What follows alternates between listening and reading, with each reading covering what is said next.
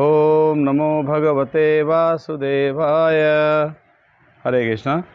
तो बहुत बहुत स्वागत है आप सभी भक्तों का इस भगवद गीता सीरीज़ में।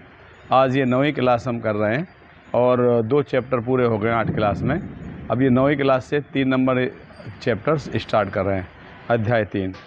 तो जैसे हमने बताया था 2 नंबर अध्याय में भगवान कृष्ण अर्जुन को ऑलमोस्ट सभी कुछ बता देते हैं, गीता का सार आ जाता है 2 नंबर अध्याय में।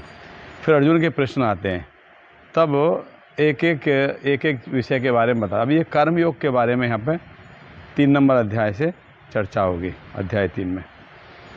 तो इसका नाम है अध्याय कर्म योग। अर्जुन वाच जायसे चेत कर्मणस्ते मता बुद्धिर्जनार्दन तत्किं कर्मणि घोरे माम नियोजसी केशवः। तो अर्जुन कह रहे हैं, हे जनार्दन, हे केशव, यदि आप बुद्धि को सकाम कर्म से श्रेष्ठ समझते हैं तो फिर आप मुझे इस घोर युद्ध में क्यों लगा रहे हैं। यानी अगर ज्ञान योग श्रेष्ठ है कर्म योग से तो मुझे फिर कर्म करने में क्यों एंगेज कर रहे हो। फिर मैं ज्ञान अर्जित कर लेता हूँ, ज्ञान के द्वारा अपने जीवन के समाधान को प्राप्त कर सकता हूँ, तो कर्म में क्यों लगा रहे हो मुझे। फिर आगे कहते हैं, व्यामृसृणेव व्याख्येन बुद्धिमोहयसीव मे तदेकं वद निश्चित्य येन श्रियो हप आपन्याम। तो आपके व्यामिश्रित मतलब अनेक अर्थों वाले उपदेशों से मेरी बुद्धि मोहित हो गई है, अतः कृपा करके निश्चय पूर्वक मुझे बताइए कि इनमें से मेरे लिए सर्वाधिक श्रेयकर क्या। आपने बहुत सारी बातें बताई, अब मैं कंफ्यूज हो गया। अब मुझे अब क्लियर बताइए मुझे क्या करना चाहिए, एक्चुअली मुझे करना क्या वो बताइए अभी आप। तो भगवान कह रहे हैं 3 नंबर श्लोक से, श्री भगवान उवाच लोके अस्मिन् द्विविधा निष्ठा पुरा प्रोक्ता मया नघ ज्ञान योगेन संख्यानाम कर्म योगेन योगिनाम। तो भगवान ने कहा, हे निष्पाप अर्जुन, मैं पहले ही बता चुका हूँ कि आत्मा साक्षात्कार प्रयत्न करने वाले 2 प्रकार के पुरुष होते हैं। आत्म साक्षात्कार का विषय में प्रयास करने वाले 2 प्रकार के पुरुष होते हैं। वो कौन कौन से हैं। कुछ इस ज्ञान योग से समझने का प्रयास करते हैं, तो कुछ इसे भक्ति योग भक्तिमय सेवा के द्वारा। 2 प्रकार के व्यक्ति हैं, कुछ ज्ञान योग से समझने का प्रयास कर रहे हैं और कुछ भक्तिमय सेवा के द्वारा समझने का प्रयास कर रहे हैं। फिर आगे भगवान कहते हैं, न तो कर्म से विमुख होकर कोई कर्म फल से छुटकारा पा सकता है, न ही केवल संन्यास से सिद्धि प्राप्त की जा सकती है। तो कर्म से विमुख होकर कोई कर्म फल से छुटकारा पा सकता है ऐसा नहीं है, और केवल संन्यास से ही सिद्धि प्राप्त नहीं की जा सकती। तो कोई कर्म नहीं करेगा, कर्म से विमुख हो जाएगा तो कर्म फल से बच जाएगा, ये पॉसिबल नहीं है। व्यक्ति को उसके गुण और स्वभाव के आधार पर कर्म तो करना ही पड़ेगा, बिना कर्म किए कोई रह ही नहीं सकता है, कोई व्यक्ति नहीं। ये हमारा आत्मा कैसा है, चेतन है, इसको एक्टिविटी चाहिए, कुछ ना कुछ चाहिए। व्यक्ति कुछ ना कुछ तो कर्म करता रहता है, मगर जो उसका जिस गुण में होगा, वो जैसा स्वभाव होगा उसके अनुसार वो कर्म करेगा।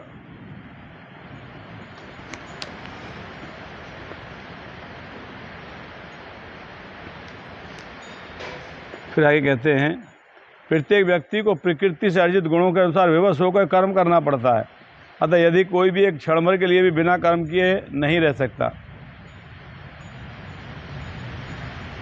तो भगवान बता रहे हैं कि हर एक व्यक्ति अपनी प्रकृति के से अर्जित अपने गुण, प्रकृति में 3 प्रकार के गुण हैं, सतोगुण, रजोगुण, तमोगुण। तो कोई व्यक्ति इन तीनों में से किसी ना किसी गुण एक गुण में रहेगा। सतोगुण में रहेगा, पायस एक्टिविटी करेगा, सकर्म पायस कर्म करेगा, अच्छे कर्म करेगा। रजोगुण में रहेगा, सेल्फिश होगा। तमोगुण में रहेगा, डिस्ट्रक्टिवली कार्य करेगा, विघ्नात्मक कार्य करेगा।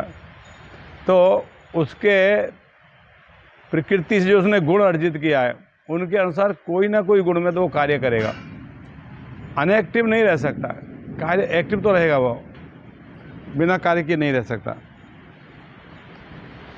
तो कैसे 6 नंबर में श्लोक में, कर्मेंद्रियाणि संयमय आसते मनसा स्मरण इंद्रिय अर्थान विमूढ़ात्मा मिथ्याचार स उच्यते। तो फिर आगे बता रहे हैं कि कोई व्यक्ति कर्मेंद्रियों को वश में तो करता है, किंतु जिसका मन इंद्रिय विषयों का चिंतन करता रहता है वह निश्चित रूप से स्वयं को धोखा देता है और मिथ्याचारी कहलाता है।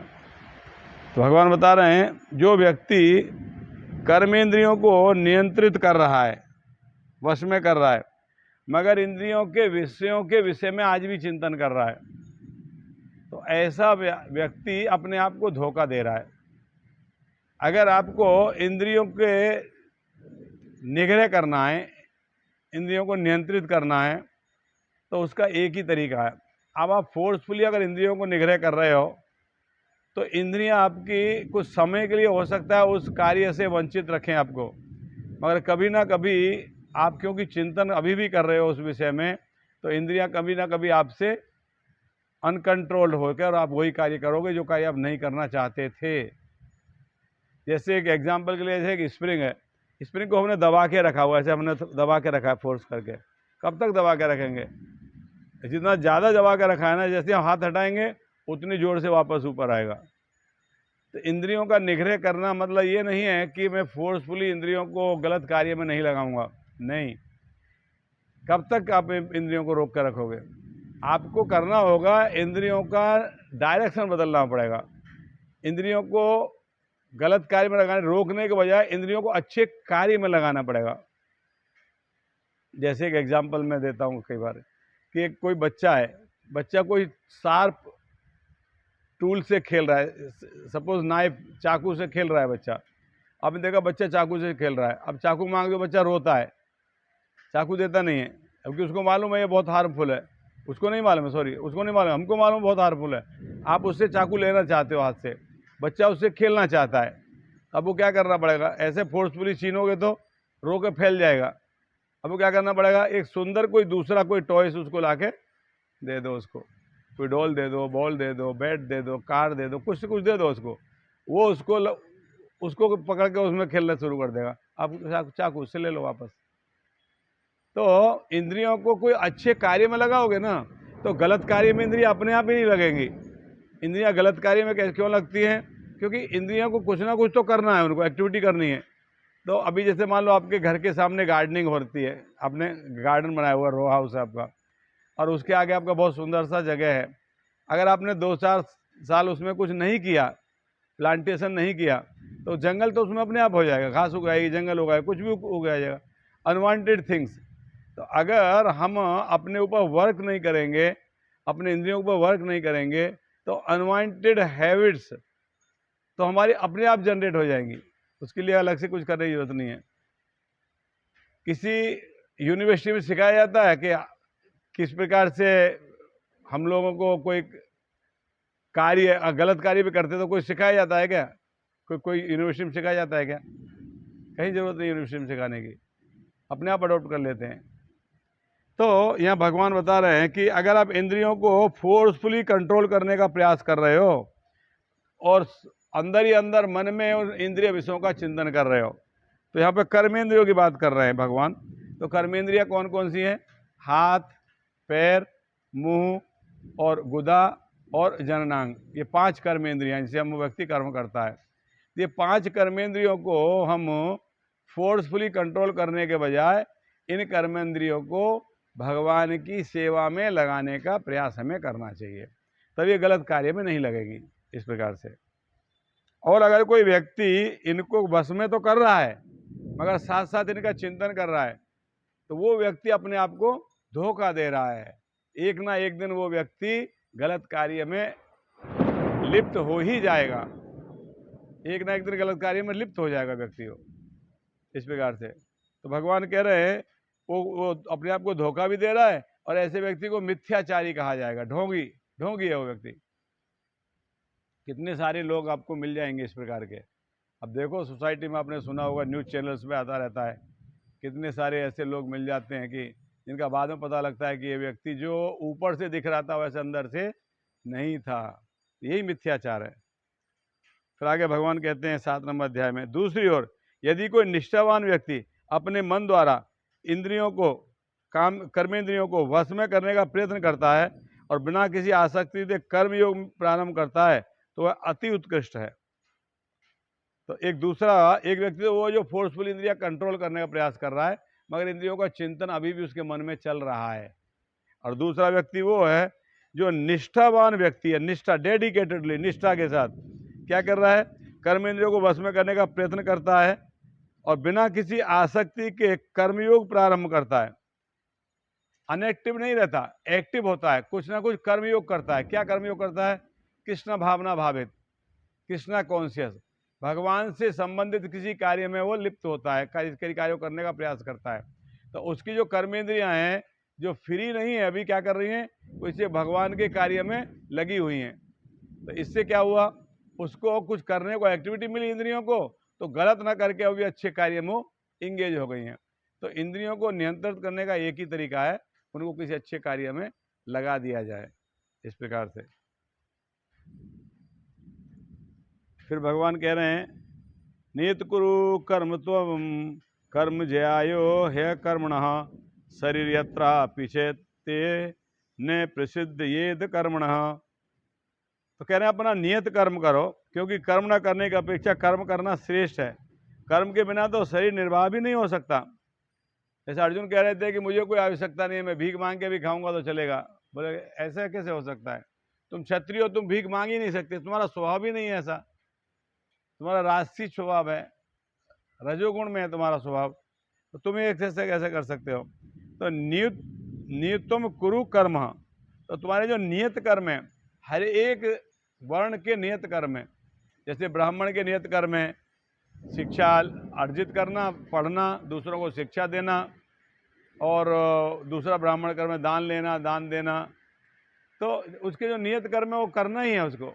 अभी ब्राह्मण वो सब कर्म छोड़ के और दूसरा कर्म करने जाएगा तो उससे नहीं होगा।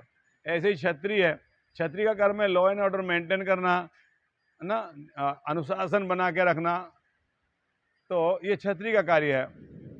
और ऑनेस्टी, ईमानदारी क्षत्रिय का कार्य है। तो अगर क्षत्रिय अपना ये कार्य नहीं करे, दूसरा कोई कार्य करेगा तो उससे नहीं होगा, क्योंकि उसका स्वभाव उसको उन्हीं कार्य करने के लिए उसको अच्छे से प्रवृत्त कर सकता है। तो भगवान कह रहे हैं अपना नियत कर्म करो, क्योंकि कर्म न करने की अपेक्षा कर्म करना श्रेष्ठ है।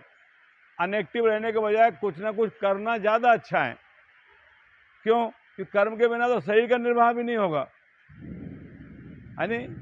तो भगवान यहाँ कभी नहीं बोलते, इस्कॉन में ऐसा कभी नहीं कहा जाता। इस्कॉन में कई बार तो क्या करते हैं, बहुत सारे पेरेंट्स जो ना घबरा जाते हैं, अगर उनका बच्चा इस्कॉन में आता है उनको लगता है लड़का इस्कॉन जाने लगा कहीं वो सरवर छिला के फिर ब्रह्मचारी न बन जाए, ऐसा डरते हैं। तो भगवत गीता ने कर्म छोड़ने के लिए नहीं कहा, भगवान ने कर्म छोड़ो, कर्म करो, मगर कैसे करो, भगवान के ऊपर निर्भर रहो और भगवान की प्रसन्नता के लिए ही कर्म करो, अच्छे कर्म करो, ये भगवान ने कहा है। क्योंकि कर्म के बिना जीवन निर्वाह भी नहीं होता। अभी जीवन को चलाने के लिए, इसको बॉडी को मेंटेन करने के लिए तो धन की आवश्यकता रहेगी, तो धन उपार्जन तो करना ही पड़ेगा। इस प्रकार से फिर आगे कहते हैं, यज्ञार्थ कर्मणो अन्यत्र लोकेम कर्म बंधने तदर्थ कर्म कुंते मुक्त संग समाचर। कह रहे हैं श्री विष्णु के लिए यज्ञ रूप में कर्म करना चाहिए, अन्यथा कर्म द्वारा इस भोज जगत में बंधन उत्पन्न होता है। अतः हे कुंती पुत्र, उनकी प्रसन्नता के लिए अपने नियत कर्म करो, इस तरह तुम बंधनों सदा मुक्त रहोगे। तो कर्म के बंधन से मुक्त होने के लिए हमको अपने नियत कर्मों को करना चाहिए, जो हमारे नियत कर्म है। नियत कर्म क्या है, हमारा स्वरूप क्या है, हमारा शाश्वत, हमारी पोजीशन क्या है। जीवरे स्वरूप हो कृष्ण नित्य दास, हम भगवान के दास हैं, servant of supreme personality of God head, भगवान के दास हैं हम, सर्वेंट हैं। तो हमें भगवान की प्रसन्नता के लिए कर्म करना चाहिए, विष्णु के लिए कर्म करना चाहिए। अगर हम भगवान के लिए कर्म करेंगे तो उन कर्मों का बंधन नहीं लगेगा। और अगर हम कर्म अपने लिए करेंगे, अपने खुद सेल्फ सेल्फ सेटिस्फैक्शन और सेल्फ सेंस ग्रेटिफिकेशन और इन्जॉयमेंट के लिए कर्म करेंगे तो उसका बंधन लगेगा। सपोज एक एग्जांपल बताता हूँ, अगर मुझे 2000 रुपये की आवश्यकता है अपने लिए, खुद के लिए, मैं मेरे फ्रेंड के पास मांगने के लिए गया, उसने मना कर दिया, मुझे कैसा लगेगा? बहुत दुख लगेगा। अरे यार, कैसा आदमी है, 2000 रुपये के लिए मेरे ऊपर विश्वास नहीं कर रहा है। वही अगर मैं भगवान के लिए दान मांगने के लिए गया कि हम भगवान का फेस्टिवल कर रहे हैं, 2000 रुपये दान दे दीजिए, तो वो दे देता है तो अच्छी बात है, नहीं भी देता है तो मुझे खराब नहीं लगेगा। इस प्रकार से, ठीक है। तो आगे का श्लोक अगली क्लास में करेंगे। हरे कृष्ण।